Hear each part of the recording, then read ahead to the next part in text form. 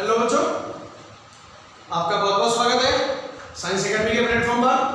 मैं sir Amit Khandelwal, PGT mathematics. बेटा आज से हम क्लास 7 स्टार्ट कर रहे हैं। तो सबसे पहले जो हमारा टॉपिक होगा वो होगा चैप्टर नंबर 3 आव्यूह। ठीक है, अच्छा टॉपिक है, इंटरेस्टिंग है और थोड़ा सा अलग है। अलग से मतलब इसके बारे में आपने 11th तक नहीं पढ़ा है।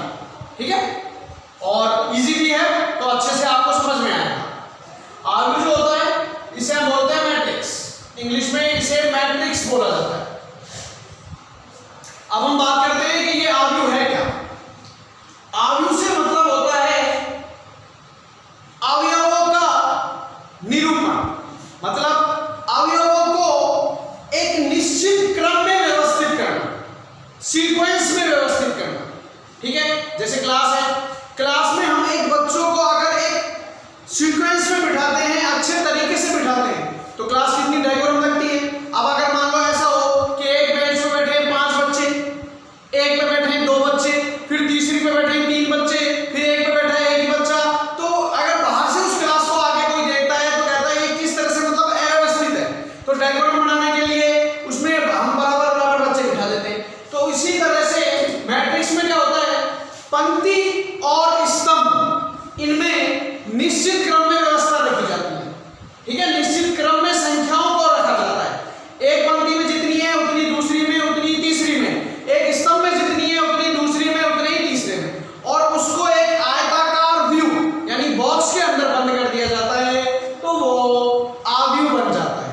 ठीक, जैसे देखो एक डेफिनेशन अगर हम लिखते हैं इसकी, तो पहले मैं एक बार डेफिनेशन लिख देता हूं। पंक्ति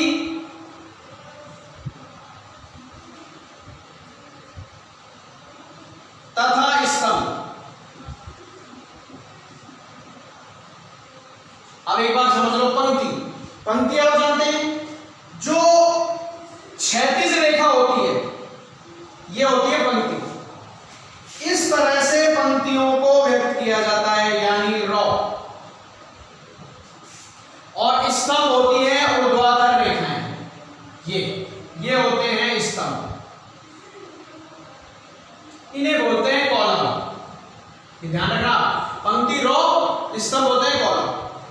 इस तरह से जो संख्याएं होंगी, जैसे मैंने लिखा 1 2 3 4 5 6, तो ये तो पंक्ति है, ये पंक्ति हो गई। 2 3 1 2 1 6, ये भी पंक्ति हो गई, और ये हो गया स्तंभ, ये स्तंभ है। ठीक है, तो आव्यूह क्या होता है,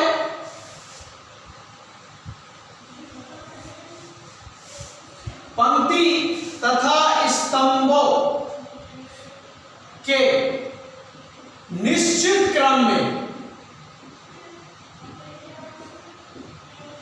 पंक्ति तथा स्तंभों के निश्चित क्रम में व्यवस्थित संख्याएं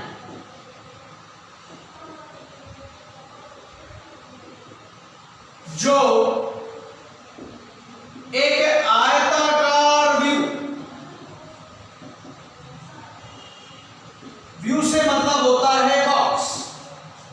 पंक्ति तथा स्तंभों के निश्चित क्रम में व्यवस्थित संख्याएं जो एक आयताकार व्यू में लिखी गई हो,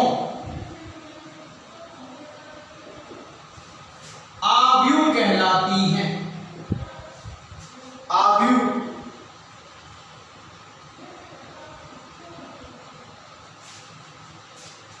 ठीक है, देखो जैसे 1 2 3 4 5 6 7 8 9, आपने संख्या लिखी, इसमें ये हो गई पंक्ति, पहली पंक्ति जिसे बोलते हैं R1 रॉ फर्स्ट। 4 5 6 ये हो गई दूसरी पंक्ति, इसे बोलते हैं R2 रॉ सेकंड। और 7 8 9 ये हो गई तीसरी पंक्ति, इसे बोलते हैं R3 पंक्ति थर्ड, रॉ थर्ड। अब 1 4 7 ये हो गया स्तंभ, इसे बोलते हैं C1। 2 5 8 ये हो गया दूसरा स्तंभ C2। 3 6 9 ये हो गया तीसरा स्तंभ C3। आगे बात समझ में, तो आपको पंक्ति और स्तंभ समझ में आ गए होंगे। पहली पंक्ति में 3 संख्या, दूसरी में भी 3 ही है, तीसरी में भी 3 है। पहले स्तंभ में 3 है, दूसरे स्तंभ में भी 3 है, तीसरे स्तंभ में भी 3 है। इनको अगर एक आयताकार बॉक्स में लिख दिया जाए तो ये जो हमें एक आकृति यानी ये जो हमें प्राप्त होता है ये कहलाता है क्या? आव्यूह। क्या कहलाता है? मैट्रिक्स। और देखो 2 -1 3 या 6 3 1 0, इसमें पंक्ति कितनी है? 2, ये R1 ये हो गई R2, स्तंभ एक घेरा C1 एक घेरा C2 एक घेरा C3। पहली पंक्ति में कितने अवयव हैं? 3, दूसरी पंक्ति में भी 3। पहले स्तंभ में कितने हैं? 2, दूसरे में 2, तीसरे में 2। इनको अगर मैं एक आयताकार बॉक्स में लिख देता हूं तो हमें ये क्या प्राप्त हो जाता है? आव्यूह। ठीक है, तो पंक्ति और स्तंभों के निश्चित क्रम में क्रम बराबर होगा, पहली पंक्ति में जितनी, दूसरी में भी उतनी, तीसरी में भी उतनी। सपोज करो मैं इसको हटा दूं, अब आपसे कहूं बताओ क्या ये आव्यूह है? नहीं। क्यों? क्योंकि पहली पंक्ति में 3 संख्याएं हैं, दूसरी में 2 ही रह गई और तीसरी में 3 है, तो ये आव्यूह नहीं होगा। Is that clear? तो ये आव्यूह है। तो पंक्ति और स्तंभों के निश्चित क्रम में व्यवस्थित संख्याएं जो एक आयताकार आव्यूह में लिखी गई हो आव्यूह कहलाती है। आव्यूह को अंग्रेजी वर्णमाला के बड़े अक्षर जैसे A B C dash dash dash द्वारा दर्शाया जाता है।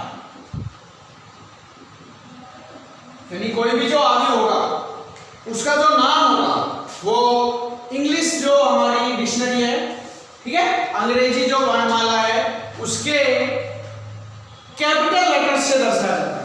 Capital A, capital B, capital C, capital D, capital E ऐसे। यानी कोई भी आव्यूह, जैसे मैंने अभी जैसे मान लो मैं कोई आव्यूह लिखता हूं 1 2 3 4, अगर इसका कोई नाम लेना है तो वो कैपिटल लेटर में ही होता है। इसमें होता है कैपिटल लेटर, और जो इसके अवयव होते हैं उनको स्मॉल लेटर से डिनोट किया जाता है, स्मॉल ABC से। अवयव जो इसके अंदर लिखे गए हैं वो अवयव कहलाते हैं, ठीक है, द्वारा दर्शाया जाता है। जैसे लिख देते हैं हम A बराबर 1 2 3 4, तो ये एक आव्यूह है, ठीक है। दूसरा B बराबर 1 2 3 4 5 6, ठीक। तीसरा C बराबर 0 √2 -5 3/2 -1 0, ठीक है। ऐसे ही बहुत सारे बन सकते हैं। अब आप ध्यान रखना, इसमें जो अवयव होगा वो कोई भी संख्या, रियल नंबर कोई भी, मतलब कोई भी संख्या आ सकती है, ऐसा कुछ नहीं। इसमें कोई भी हम संख्या लिख सकते हैं, ऐसा नहीं कि धनात्मक ही होनी चाहिए या फिर ऋणात्मक ही होनी चाहिए कि भिन्न में नहीं आनी चाहिए ना, कैसी भी, प्लस हो माइनस हो अंडर रूट में हो बटे में हो समीकरण के रूप में हो, कैसी भी हो, ठीक है। तो आव्यूह आपको समझ में आ गया होगा कि क्या होता है?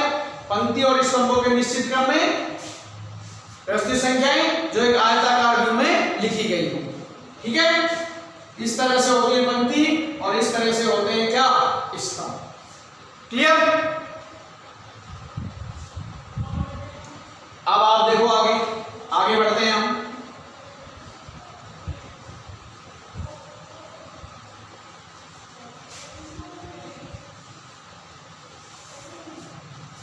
नेक्स्ट अगला है आव्यूह का क्रम। अगला जो है वो है आव्यूह का क्रम। अब आव्यूह का क्रम पढ़ेंगे हम। आव्यूह का क्रम, ऑर्डर ऑफ मैट्रिक्स।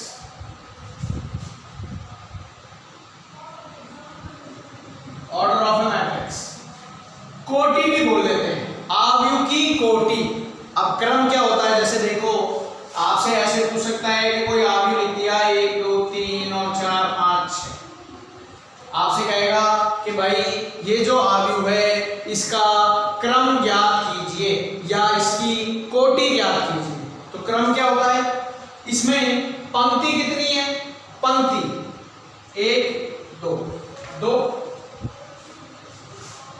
गुणा का चिन्ह, स्तंभ कितने हैं 1 2 3, ठीक है, बस यही क्रम है।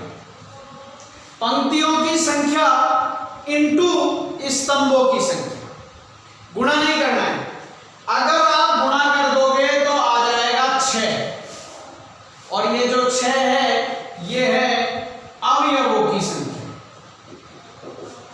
1 2 3 4 5 6। क्लियर? तो क्रम कैसे निकालते हैं, अवयव में पंक्तियों की संख्या इनटू स्तंभों की संख्या, वही अवयव का क्या होता है, क्रम होता है। ध्यान रखना, ठीक है, पहले पंक्ति और फिर स्तंभ। लिख देता हूं मैं, यदि किसी अवयव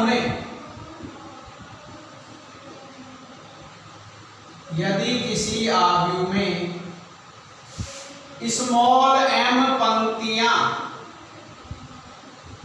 एवं स्मॉल n स्तंभ हो तो उस अवयव का क्रम या कोटि, उस अवयव का क्रम m गुणा n होता है। ठीक है, फॉर एग्जाम्पल अवयव का नाम मैंने a ले लिया, a बराबर 1 2 3 4 -1 0 √2 5 का क्रम। अब आप देखो पंक्ति कितनी है, इस तरह से पंक्ति होती है, ध्यान देना। ये हो गई पहली पंक्ति, ये हो गई दूसरी पंक्ति, तो 2 तो हो गई पंक्ति इनटू स्तंभ कितने हैं 1 2 3 4, तो क्रम कितना आ गया 2 गुणा 4। ठीक है, अब एक चीज और ध्यान रखना, जो क्रम होता है, जैसे आपको कोई सवाल दे रखा है और यहां लिखा हुआ है तो ये क्रम होता है, क्रम को यहां लिखा जाता है। कहीं आप सोचोगे ये क्या है, सर ने तो हमें बताया नहीं, तो कोई भी सवाल हम कर रहे हैं इसमें तो नहीं है, जैसे इस तरह से अगर कहीं लिखा हुआ है तो आप समझ जाएंगे ये उसका क्रम है। जैसे मैं लिख देता हूं कि एक कोई अवयव है, तो आप समझ जाएंगे कि एक के अंदर 3 तो पंक्ति है और 4 क्या है, स्तंभ है। ये आगे काम आएगा, समझ गए ना, 3 गुणा 4 का मतलब 3 पंक्ति 4 स्तंभ। ठीक है, ये क्रम है उसका। क्लियर? तो इसमें तो पूछा ही गया है, इसलिए यहां पे नहीं लिखा होगा। और देख लो एक एग्जांपल,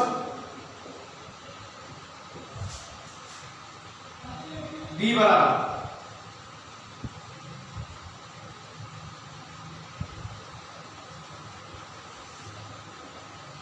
अब इसमें पंक्ति कितनी है, पंक्ति ध्यान देना 1 2 3, कितनी पंक्ति है 3 इनटू स्तंभ 1 ही है, तो इसका क्रम कितना हो गया 3 गुणा 1। ठीक है, अब आप नोट डाल के क्या लिखेंगे,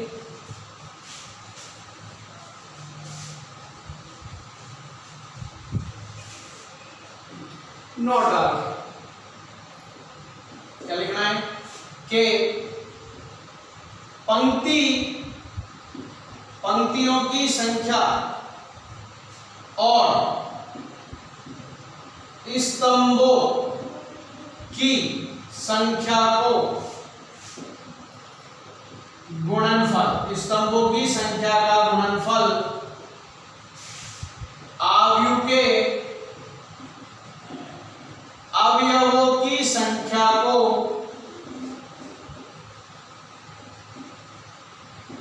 व्यक्त करता है। अगर आप गुणा नहीं करोगे तो कोटि आ जाएगी, और अगर आपने गुणा कर दिया तो अवयवों की संख्या आ जाएगी।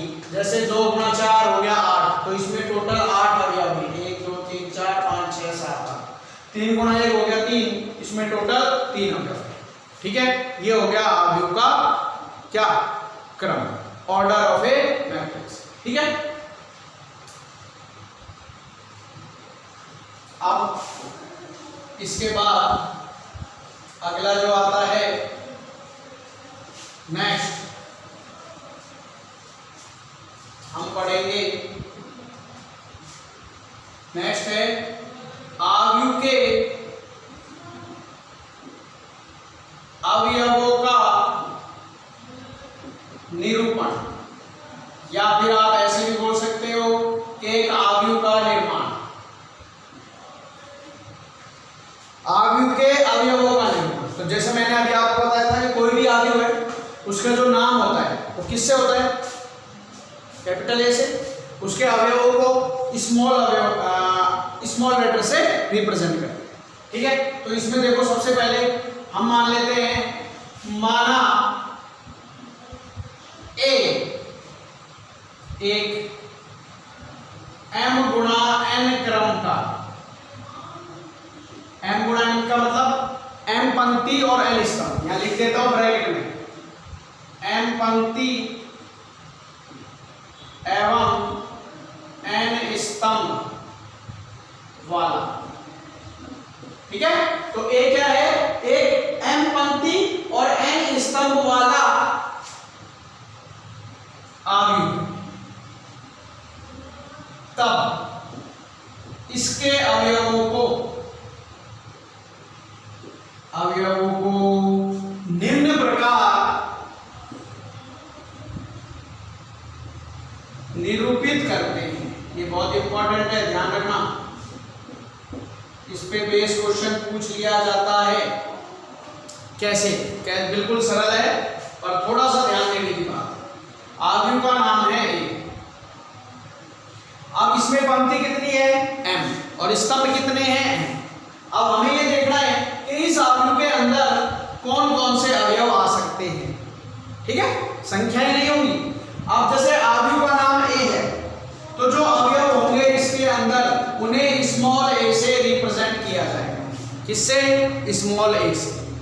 आगे बात समझ में, अब आप ध्यान देना, सबसे पहले अवयव यहां लिखा जाएगा, कोई भी अवयव होगा वो यहीं तो आएगा सबसे पहले। ठीक है, अब जैसे मान लो यहां आपने कोई भी अवयव लिखा, ठीक, हम दर्शाएंगे किससे, इसमें स्मॉल ए से।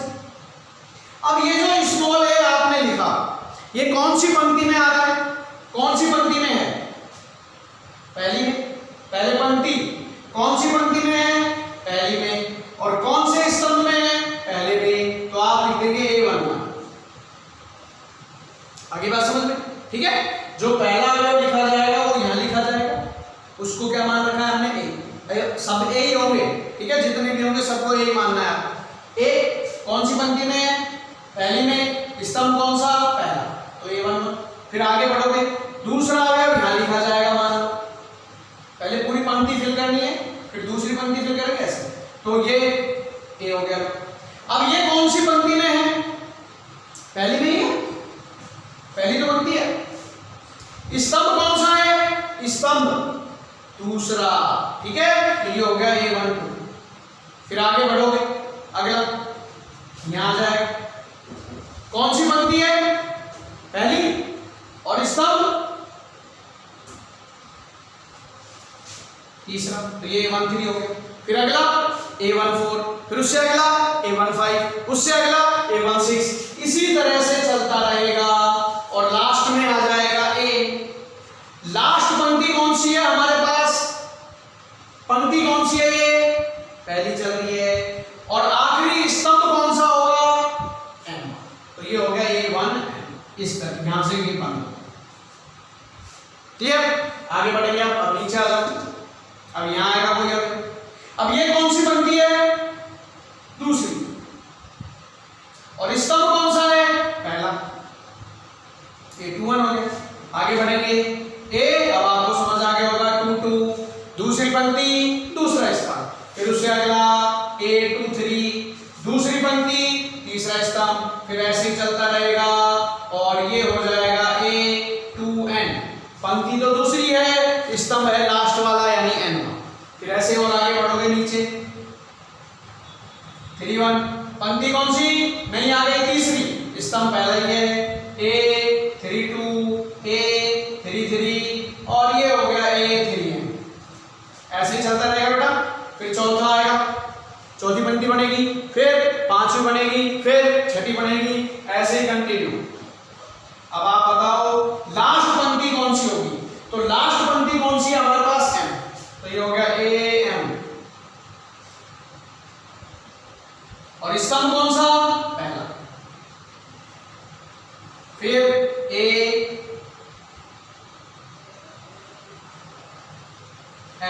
स्तंभ हो गया दूसरा। फिर M3, फिर लास्ट पंक्ति भी आखिरी, स्तंभ भी आखिरी। ये हो गया, ये हो गया आव्यूह के अवयवों का निरूपण। बस क्या ध्यान रखना है? आव्यूह का नाम A है तो सब स्मॉल a में रहेंगे। अगर आव्यूह का नाम B है तो सब स्मॉल b बन जाएंगे। आव्यूह का नाम C है तो सब स्मॉल c बन जाएंगे। Is that clear? ये अवयव का निरूपण है। इस पर बेस्ड क्वेश्चन हम अगले लेक्चर में करेंगे। आज के लिए इतना ही। जो पढ़ाया है